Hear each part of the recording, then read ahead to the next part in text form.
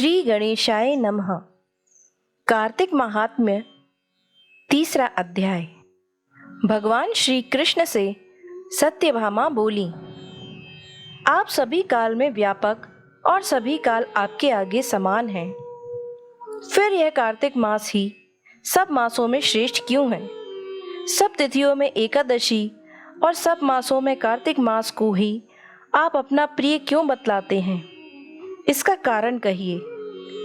भगवान श्री कृष्ण बोले, हे प्रिय, तुमने मुझसे बहुत अच्छी बात पूछी है। सुनो, मैं तुमको इसका कारण बतलाता हूँ। इसी प्रकार एक बार महाराज बेन के पुत्र राजा पृथु ने प्रश्न के उत्तर में देवर्षि नारद से प्रश्न किया था और श्री नारद जी ने उसे कार्तिक मास की महिमा बतलाई थी। राजा पृथु के प्रश्न के उत्तर में देवर्षि नारद ने कहा था, हे राजन, एक समय शंख नामक एक राक्षस बड़ा बलवान और अत्याचारी हो चुका है। उसने अपने अत्याचारों से तीनों लोकों को कंपायमान कर दिया है। उस शंखासुर ने स्वर्ग में रहने वाले देवताओं को जीतकर इंद्र आदि दशों लोकपालों के अधिकारों को छीन लिया है। उससे डरकर सभी देवता सुमेरु पर्वत की गुफाओं में कुटुंबियों के साथ बहुत दिनों तक छिपे रहे हैं। वे सुमेरु पर्वत की गुफाओं में निश्चिंत होकर रहने लगे हैं। उधर जब शंख को पता चला कि देवता आनंद से सुमेरु पर्वत पर रहने लगे हैं, तो उसने सोचा कि ऐसी कोई दिव्य शक्ति जरूर है जिसके कारण अपना अधिकार छिन जाने पर भी देवता बलवान होते हैं। यह सोचते सोचते वह इस परिणाम पर पहुंचा कि वह सभी वेद मंत्रों के बल से ही बलवान हो रहे हैं। अगर इनसे वेद छीन लिए जाएं, तो वह अपने आप निर्बल हो जाएंगे।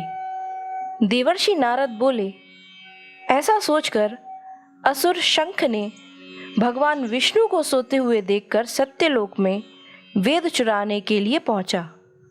उसको आता देखकर भगवान विष्णु ने उसकी नियत जानकर उसके डर के मारे बीज मंत्रों के साथ समुद्र के जल में छिप गए।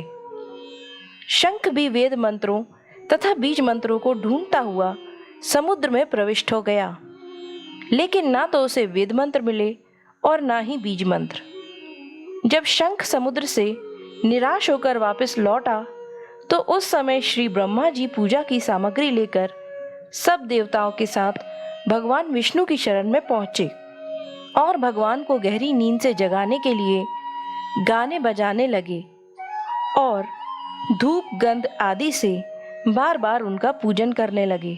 धूप, दीप, नैवेद्य आदि अर्पण करने पर भगवान की निद्रा भंग हुई और वह देवताओं सहित श्री ब्रह्मा जी को अपनी पूजा करते देखकर बहुत प्रसन्न हुए और उनसे कहने लगे, मैं आप लोगों के इस कीर्तन और मंगलाचरण से अति प्रसन्न हूँ। आप अपना अभीष्ट वर मांगिए, मैं अवश्य प्रदान करूँगा।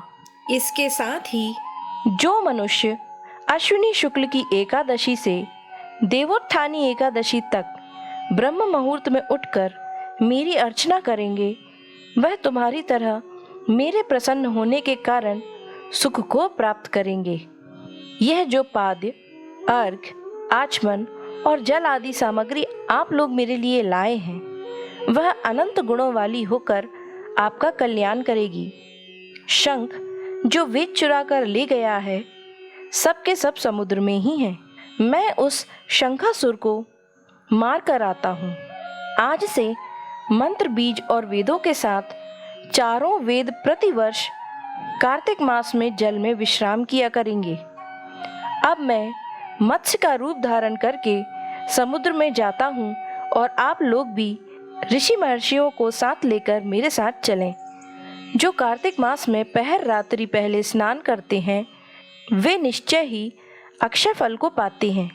वह अज्ञात में अमृत स्नान का फल प्राप्त करते हैं।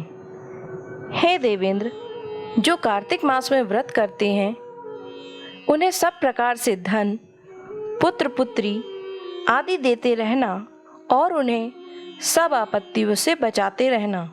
हे धनपति कुबेर, मेरी आज्ञा अनुसार तुम उनका धन धान्य बढ़ाते रहना, क्योंकि इस प्रकार का आचरण करने वाला प्राणी मेरा रूप धारण करके जीवन मुक्त हो जाता है। जन्म से लेकर मरण पर्यंत जिसने विधि पूर्वक यह उत्तम व्रत कर लिया है, वह आप लोगों का भी पूजनीय है। आप लोगों ने मुझे कार्तिक शुक्ल एकादशी तिथि को जगाया है, इसलिए यह एकादशी मान्य है और मुझको बड़ी प्रिय है। हे देवताओं, यह दोनों व्रत नियम पूर्वक करने से प्राणी मेरे समीप पहुंचते हैं।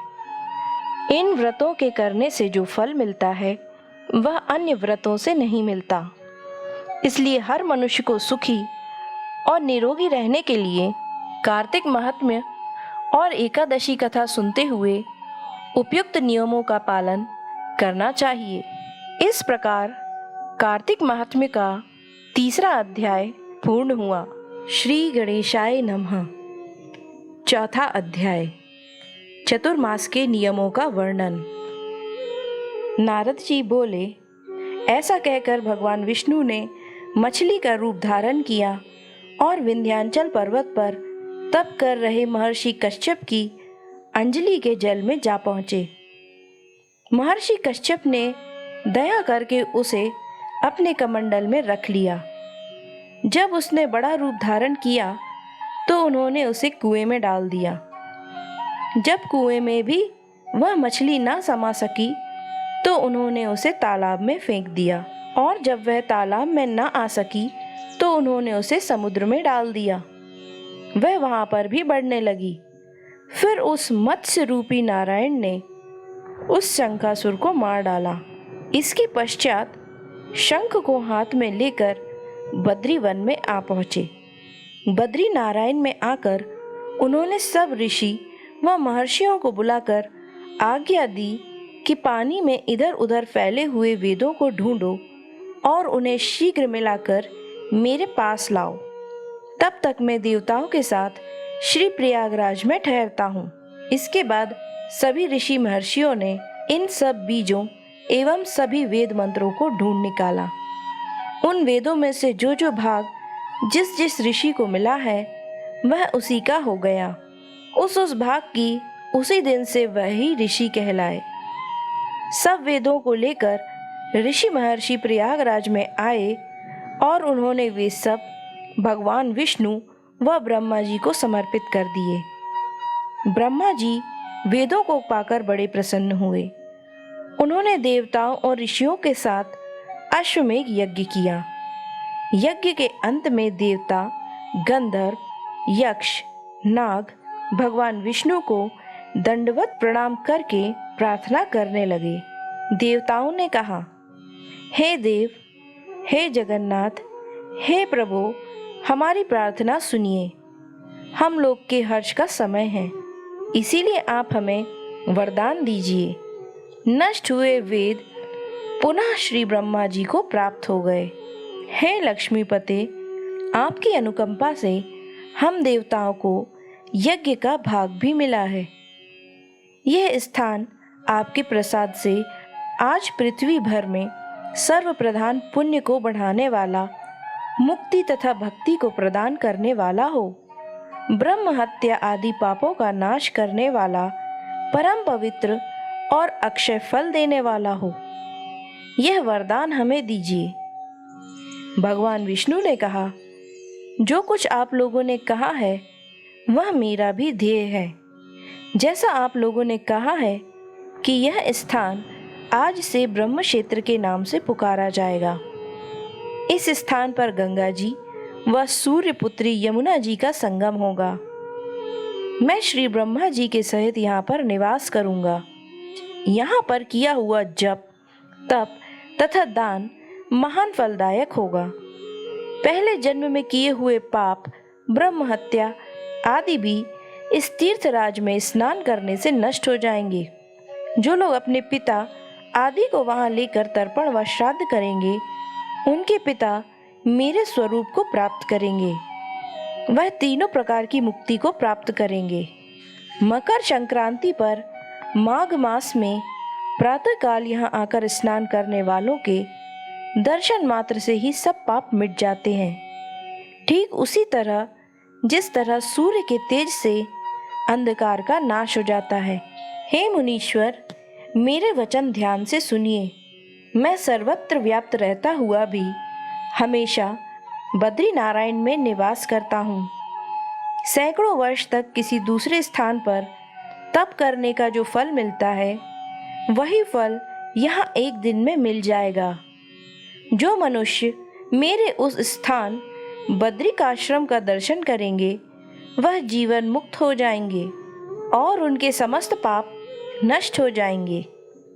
सूत जी बोले।